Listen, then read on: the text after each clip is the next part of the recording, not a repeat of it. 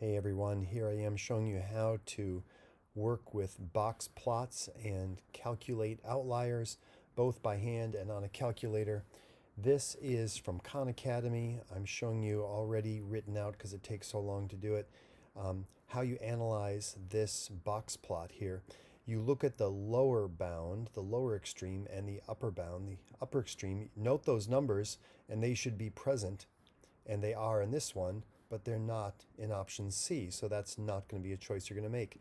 The median value, the middle value, in this case there's an even number, and the middle value here between 8 and 10 is the average of 8 and 10, and that is 9, and that matches up. These, for B, this is 8.5, but here's 9, so, but we've ruled out C, so right there, that would be enough to let you choose A. But just to show you that everything matches up and how to find it, this lower quartile, Q1, is found as the median of the lower half. So you draw a line through the middle, eliminating the median if it's an odd number, or just through the even numbers in two halves if it's an even number of items. And then you find the lower median, which is the average of these two sevens, since there's 6 numbers there. And then it's the average of 11 and 13, so that's 12, and that matches up. And so you can see we've got all the parts of this box and whisker lining up with this data set. This is not about outliers, but I'm going to use it to show you that an outlier is deemed to be something that's too far away, too far out from the box. If it's a data point that's way out there, that might be an outlier. How do we know it's an outlier? We figure out that inner quartile range. We figure out how far is it between Q1 and Q3. We just do a little subtraction. 12 minus 7 is 5. And then we multiply by the magic number here, 1.5. Known that number. Sometimes you get a decimal, no big deal. You can round it up, or you can just draw the fence, it's called.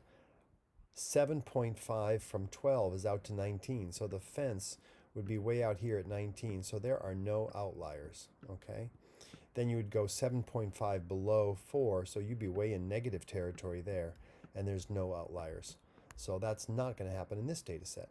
Let's go to the calculator, though, all right? So here we are with a data set from our reader. I put things in order. This is what I showed in class. There's 15 items, so the 8th item is going to be the median value, and there it is. I know it's the 8th one because the list shows the 8th term is 13. Okay, once you get the data in, you go second y equals, and you want to turn this plot on. If you just hit plain old y equals, you'll see that plot 1 is turned on, but we don't know what's going to be plotted, so I need to go to second y equals to see the menu, and then I can either press number 1 like that, or I could just hit enter when I go down with arrows to the thing I want to select. So clearly it is on. Then I go type. This is like plotting points where I'd need 2 lists.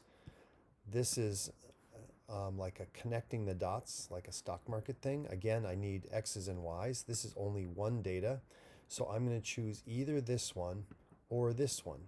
If I do the second one, this will not show outliers. So if I then just do zoom 9, it will show my box and whisker, and it will go all the way out to the highest point. That's a very long whisker. That looks like it's at risk of being an outlier. How do we know exactly how to do it? Well, we go back to our data set and we figure it out. But here is how we can figure out what our box is. By tracing, I can kind of left arrow and right arrow. There's my minimum value 2. Here's my Q1 value, that's 9, so I'm going to write that down. Then I go to the Q3 value, and that's 19. The distance from 9 to 19 is 10 units. Then I'm going to multiply that by 1.5. That's the magic multiplier. 1.5 times 10 is 15, and I add that to 19. I would be at 34. So 34, this is 30. 34 would be out here. Clearly, that's an outlier. If I want the calculator to figure it out, I go to second y equals. I go enter, and then I go down and over, and I choose the one with the little dots here because those dots will show the outliers.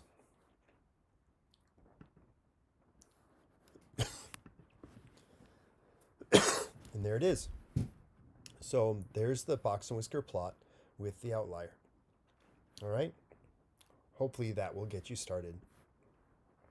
Good luck.